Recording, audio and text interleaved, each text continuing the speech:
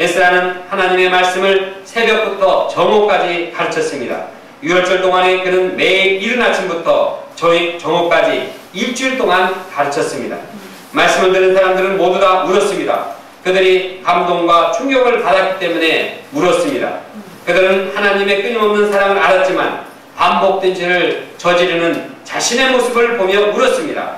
회개의 심정으로 울었고 말씀 공부를 통해서 하나님의 사랑을 통해서 울었고 하나님의 소망을 발견함으로써 울었습니다. 이처럼 성경 선생이 하나님의 말씀을 가르칠 때 거기에 새로운 소망의 역사가 펼쳐집니다. 성경 공부는 젊은이들이 새롭게 되는 희망입니다. 바울이 에베소 제자들에게 성경을 매일 두란노선에서 가르쳤습니다. 하나님의 말씀을 통한 그 역사는 위대했습니다. 마법을 하던 사람들이 회개하고 마술책을 펴었습니다. 그 값이 엄청났습니다. 에베소의 말씀 역사는 다음과 같이 기술되고 있습니다. 이와 같이 주의 말씀이 힘있어 흥왕하여 세력을 얻으니라.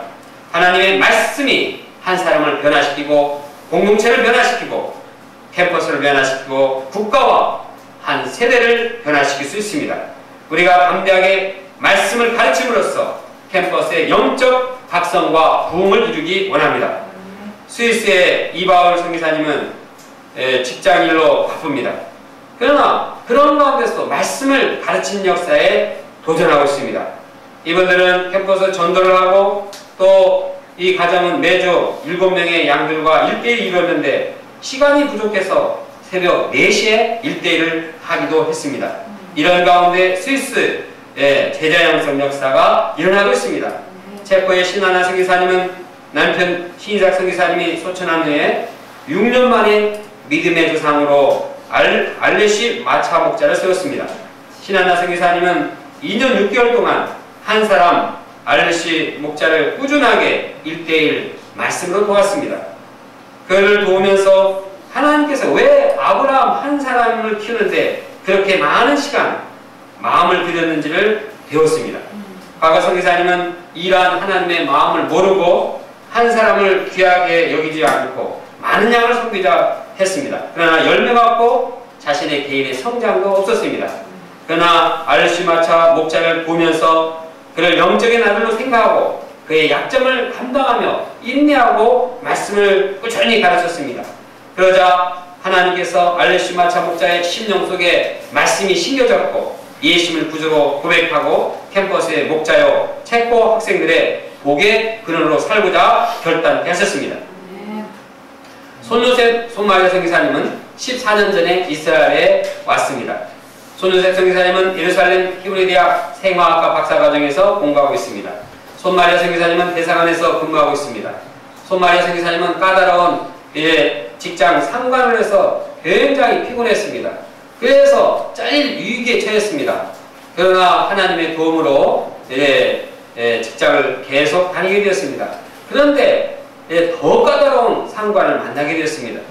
그래서 이 선교 역사를 감당하기가 너무 힘들었습니다. 손예수 선교사님은 박사과정 4년차로서 연구 결과에 대한 스트레스가 굉장히 심했습니다. 실험이 안 될 때 암담하고 괴로웠고 또 교수가 악평을 할 때 더욱 힘들었습니다. 그때마다 그는 무릎을 꿇고 하나님께 기도했습니다. 교수님의 말보다도 하나님의 말씀을 더 붙들었습니다. 두려워 말고 믿기만 하라. 주님의 말씀을 듣고 다시 도전했을 때 교수님의 인정을 받게 되었습니다. 사실 무슬림 지역에서 1년에 한 번씩 성경학교를 갖는 일도 힘들고 어려운 일이었습니다. 그러나 하나님의 말씀만을 의지해서 믿음으로 기도하고 도전할 때 작년에 6번의 성경학교를 이루게 되었고 그렇게 해도 지지지 않았고 기뻤습니다. 바딤, 사기, 니콜라이 형제님들이 모임의 자리를 잡고 그 안에 담기는 역사가 있었습니다. 말씀을 받고 영적으로 사는 양들을 볼 때 신기했습니다. 말씀은 살았고 운동력이 있었습니다. 그래서 새해에는 매달 성경학교를 이루며 도전하고자 합니다. 유럽의 지부장이신 장배도 선교사님과 또한 동역하시는 스테반 선교사님은 말씀을 실천하는 데 본을 보였습니다. 유럽의 지부장들과 선교사님들을 섬기는 데 있어서 자기를 부인하고 육신의 피곤함을 극복하고 희생하며 섬기셨습니다. 장배도 선교사님은 이스라엘 수양회를 섬기느라고 많은 수고를 했습니다. 그리고 이제 독일에 밤 늦게 돌아왔습니다. 그런데 그 다음날 아침 미국 선교사 자녀를 돕기 위해서 또 스위스에 가셨습니다. 그리고 당일날 밤 10시 기차를 타고 스위스를 떠나서 다음날 새벽 5시 반에 독일을 본에 도착했습니다. 그리고 그날 바로 저를 승용차 싣고 또 운전해서 공항에 데려다 주었습니다.